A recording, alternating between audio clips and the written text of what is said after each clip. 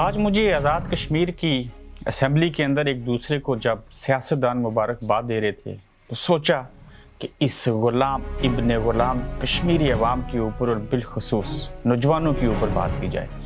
30 سالوں کے بعد نہیں، 31 سالوں کے بعد بلدیاتی الیکشن ہونے جا رہے تھے، اس کے ساتھ کیا کھلواڑ ہو رہا ہے، یہ دقیانوسی نظام، یہ موروثی سیاست آپ کو کہاں لے کے جا رہی ہے، آج اس کے اوپر بات کریں گے۔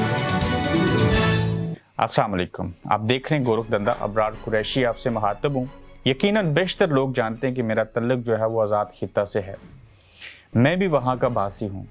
میں نے اپنے 17 سالہ صحافتی دور کے اندر ایسے کارنامے دیکھے، سیاستدانوں کے سامنے بیٹھا، سوالات کرنے کی جسارت حاصل کی، ان کو جاننے کی کوشش کی۔ یقین کریں کبھی کسی سے متاثر نہ ہو سکا، مجھے اعلیٰ اخلاق کے بے شمار سیاستدان ملے، مگر قصہ مختصر کرتا ہوں کہ آج جب آزاد کشمیر کی اسمبلی کے اندر سیاستدانوں نے ایک دوسرے کو عوام کے حقوق کے اوپر ڈاکہ ڈالنے کے بعد جب مبارکباد دی، اور ان سیاستدانوں نے ایک دوسرے کو مبارکباد دی جو سیاسی میدان کے اندر ایک دوسرے کے خون کے پیاسے تھے، اور عوامی حقوق کے اوپر ڈاکہ ڈالنے کے بعد اسمبلی کے اندر مبارکباد دے کے یہ کہہ رہے تھے کہ دیکھو ہم نے اپنی موروثی سیاست کو بچا لیا، اور ہم 31 سالوں کے بعد بھی اتنے ظالم ہیں، اتنے بے رحم ہیں، اتنے عزم والے ہیں، جنہوں نے سیاست کرتے ہوئے اس قوم کو شرک جیسے گناہ کے اوپر ڈال دیا کہ ہم الیکشن نہیں ہونے دیں گے بلدیاتی۔ کیوں نہیں ہونے دیں گے؟ یہ ان کا ترہ امتیاز رہا ہے، قوم کو ڈیوائیڈ اینڈ رول کرو، تقسیم کرو، ان کے اوپر حکمرانی کرو۔ یہ آپ کے سامنے کوہلو کے بہل کی طرح لوڈیاں ڈالیں، ڈول کے اوپر تھاپ کے اوپر رقص کریں، آپ کے آگے پیچھے سب کچھ کر دیں، پوسٹر لگائیں، آپ کی ڈیپیاں لگا دیں، آپ کے غلام بنے رہیں، اور پھر جب ان سے ٹوٹی نلکا اور سڑک مانگی جائے تو نہیں دیں گے، جب دے دیں گے تو احسان عظیم کریں گے جو کہ ان کا فرض تھا۔ اس کی وجوہات کیا ہیں؟ کہ یہ کشمیر کا نوجوان، یہ کشمیر کے عوام غلام ہیں، یہ برادریوں کے اندر جکڑے ہوئے ہیں، یہ سیاستدانوں سے اور سیاسی پارٹیوں سے اندھا پیار محبت اور عشق کرتے ہیں۔ اس قوم کی ایک پوری نسل بلدیاتی انتخابات نہ ہونے کے باعث سیاست سے دور ہو گئی، سیاست میں رہی تو محتاجی کے طور پہ رہی، صرف بنگڑے ڈالے، اور کبھی اپنے سیاسی مفادات کے اصول کے لیے اس پارٹی میں گئے، کبھی اس میں گئے، کبھی بھٹو کا نعرہ، کبھی عمران کا نعرہ، کبھی نواز شریف کے پیچھے، کبھی تحریک لبیک کے ساتھ، اور کبھی نیشنلسٹ بن کے، اور یہ تقسیم ہو کے کہاں سے کہاں تک پہنچ کے۔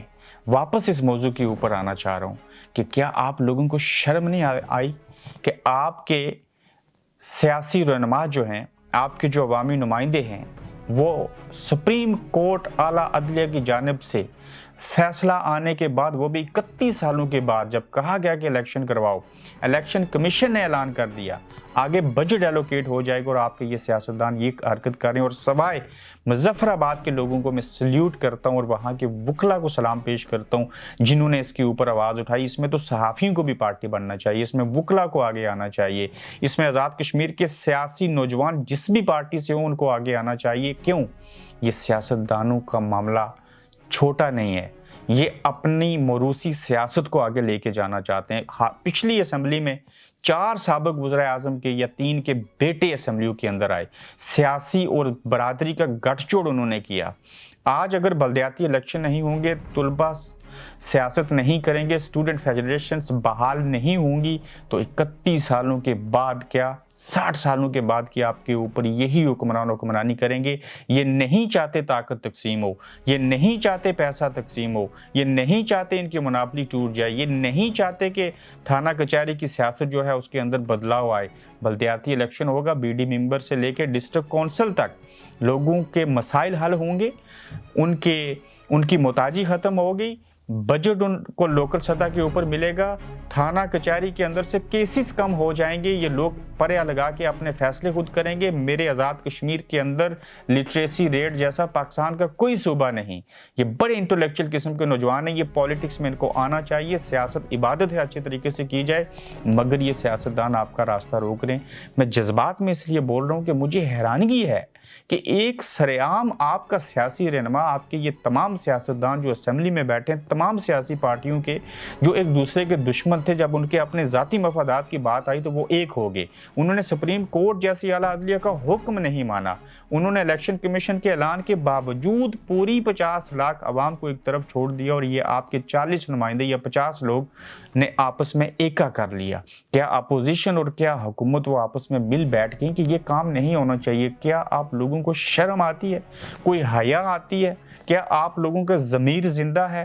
کیا آپ کو بے حس قوم ہو؟ اور میں بڑے اعلیٰ لفظوں میں آپ کو کہتا ہوں کہ اگر آپ لوگ اس میں نہ بولے، آپ لوگوں جیسا اور آپ لوگوں جیسا کوئی غلام پوری دنیا میں نہیں ہوگا کہ جس خطے کے اندر پورا حکومتی ڈھانچہ ہو، جس کی اپنی عدلیہ ہو، جہاں کا الیکشن کمیشن ہو، جس کا سٹاف پچھلے 30 سالوں سے موجود ہو اور وہاں پہ الیکشن ہونے چاہیے اور ان الیکشنز کو رکوانے کے لیے وہی سیاستدان اس کے اندر رکاوٹ بن رہے ہیں. اور اگر آپ لوگ وہاں پہ خاموش بیٹھے رہیں گے تو یہ آپ کے حقوق کا قتل ہوگا. آپ کو اس کے اوپر بولنا چاہیے، آواز اٹھانی چاہیے. اور عدلیہ کے حکم کے باوجود اور الیکشن کمیشن کے اعلان کرنے کے باوجود یہ چند سیاستدانوں نے اگر آپ کے بلدیاتی الیکشن نہ ہونے دیے تو اس سے بڑی ناانصافی کوئی نہیں ہو سکتی.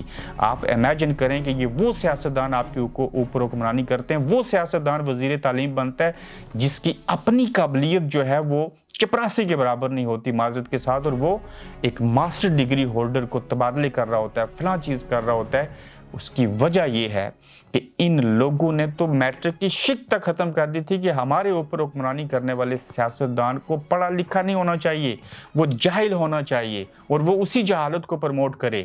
اس کے پاس کوئی پالیسی نہیں ہونی چاہیے، اس کو جتنی کرپشن کر لے اس کو کوئی نہ پوچھے. اس نظام کے خلاف کھڑے ہوں، اس کو جہاد کہتے ہیں. اپنے حق کے لیے لڑنا اسلام کہتا ہے کہ اس کے اوپر بولو. کافی باتیں تھوڑے وقت میں کر گیا ہوں، جذبات میں تھا، کوئی بات بری لگی ہو تو معذرت، مگر خدا را آپ چھوٹا سا خطہ ہیں. 50 لاکھ آپ کی آبادی ہے، 1.5 لاکھ کے قریب آپ کے پاس ملازم ہیں. یہ 50 سیاستدان ہیں جن کے چنگل سے باہر نکلیں، اپنے حقوق کے لیے آواز اٹھائیں. میں گزارش کرتا ہوں جس طرح سے مظفر آباد کے وکلا باہر نکلے، پورے آزاد کشمیر کے وکیل بھی اس میں آئے. وہ جو پرانے کھڑپینچ ہیں، جو بوڑھے ہو چکے ہیں، جن کے پیٹ باہر آ گئے ہیں حرام کھا کے، جو میڈل مین کا کردار ادا کرتے ہیں تھانے اور کچہریوں کے اندر، ان سے جان چھڑائیں. نئے لوگوں کو بلدیاتی الیکشن میں آنا چاہیے. اور میں خود وہاں آ کے میں پورا سٹرکچر بلڈ کرنا چاہتا ہوں کہ ہم اس بلدیاتی الیکشن کو کوریج دیں. اس گورکھ دھندا کے پلیٹ فارم کے اندر سے نئے لوگوں کو آگے پروموٹ کیا جائے، ان کو سپورٹ کریں.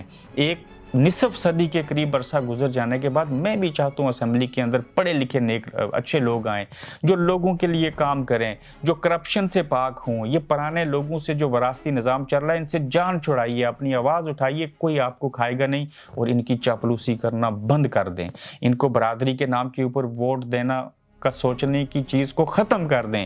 یہ شرک کے زمرے میں آتا ہے. زندگی چھوٹی سی ہے، ہم سب ایک دن مر جائیں گے. اس بات کو روزانہ یاد کر لیا کریں، اپنے حقوق کے لیے لڑیں. یہ دنیا ہے، اس دنیا کے اندر ایک نظام ہے، اس نظام کا آپ حصہ بنیں گے.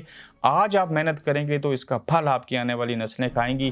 اس نظام کے اندر ہونے والی خرابیوں کو ٹھیک کرنے کے لیے کسی بھی ملک اور قوم کے جو نوجوان ہوتے ہیں وہ اس کا سرمایہ ہوتے ہیں. اور جب وہ سرمایہ اس صورت میں نظر آتا ہے جب وہ اپنے حقوق کے لیے جنگ لڑیں.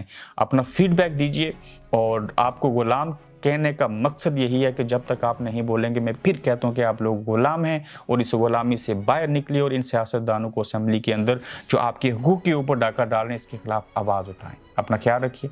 اللہ حافظ. آپ دیکھ رہے ہیں گورکھ دھندا ابرار قریشی کے ساتھ.